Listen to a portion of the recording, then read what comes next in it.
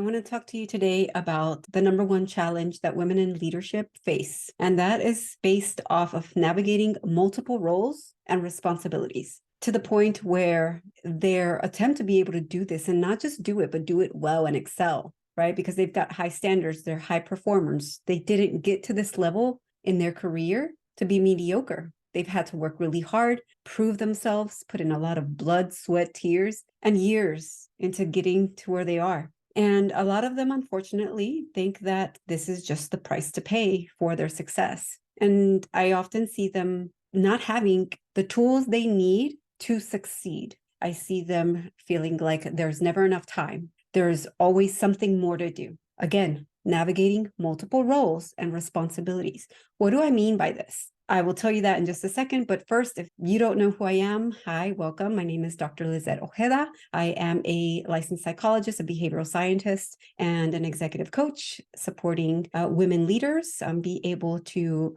find their inner peace, be present with family and loved ones, and reconnect with themselves and do their best work as their whole self. So all about more success with confidence while decreasing the stress. So when I say navigating multiple roles and responsibilities, I'm talking about roles in one's professional and personal life. Okay, let's look at professional. Professionally, you've got your role as team lead, you've got your role as whatever your title is, you've got your role as a colleague. And so you're navigating all these different roles, putting on different hats at different times, sometimes even wearing multiple hats, so to speak, at the same time. And it becomes really difficult to do your best work in these different roles when there are competing demands, when someone somewhere wants something from you. And so it's really difficult to be able to do this, to be able to deliver, to be able to say yes and put your best foot forward, no matter how much you try. And the last thing that I want to see happen is that this takes a hit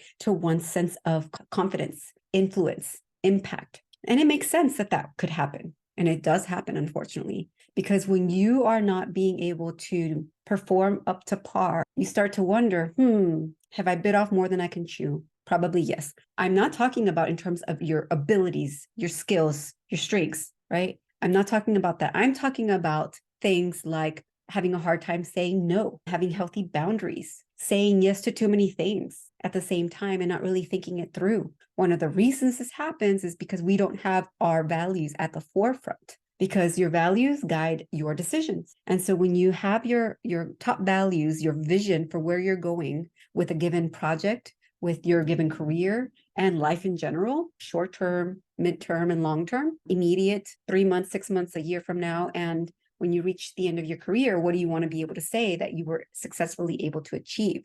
Who do you want to show up as you're going through this process? And it's really difficult to think in that high level way when you are bombarded by day-to-day tasks, expectations, requests, demands, etc., fires to put out, right? Because of the responsibilities that you have. At the end of the day, you're responsible for other people, for leading other people. And so there are a lot of strategies to be able to use. One of them, which I will share with you, is recognizing, taking a step back before you say yes, to realize that when you say yes to something, you are automatically saying no to something else because you don't get a 25th hour in the day. And so we say micro yeses. Yes, I'll look that up for you. Or yes, I will take a look at your draft today, right? And so we say yes to certain things because we want to be helpful, right? We want to feel needed. That's one of the things. If you are someone who over-identifies with work and your sense of self-worth is attributed to how successful you are, how needed you are,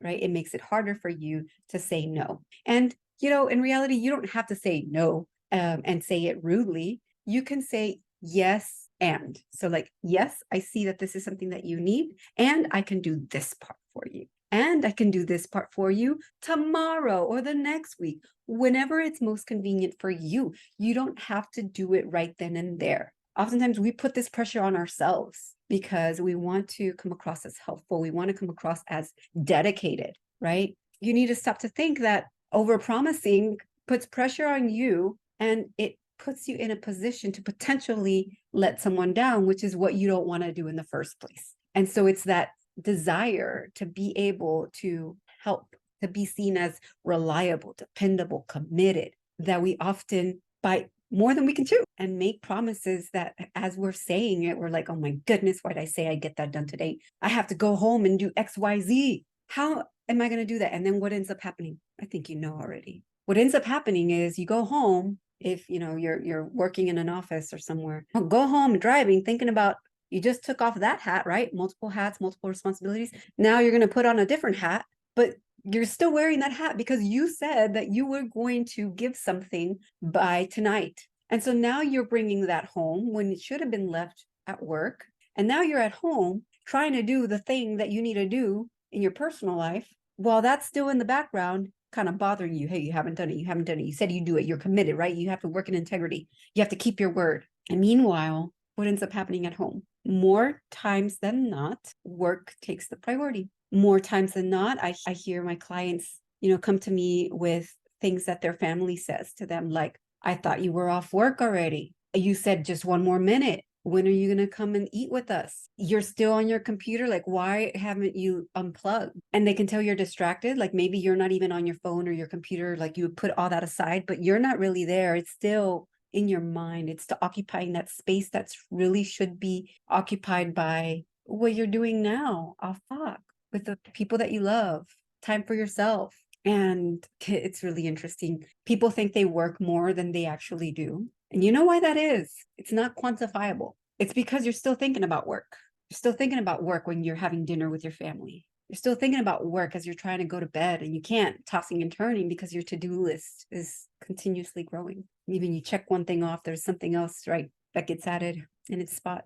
Maybe you're taking a shower and you're like thinking about work, right? And so it feels like a lot more. And this is where I argue that energy management is much more important than time management, because you may be just working 40 hours, but the energy that you're putting into your work and navigating these multiple roles and responsibilities, it occupies more time than that because it's constantly there. And so it soaks up all your energy that you should be preserving to be able to perform at your best, energy that you should be preserving to be present with your loved ones. And let's not forget you. You often come in last. You forget that without you, you can't do any of this. If you are not at your best, you cannot perform and deliver and serve at your best. But oftentimes you come in last until your body tells you, hey, knock, knock, I'm sick.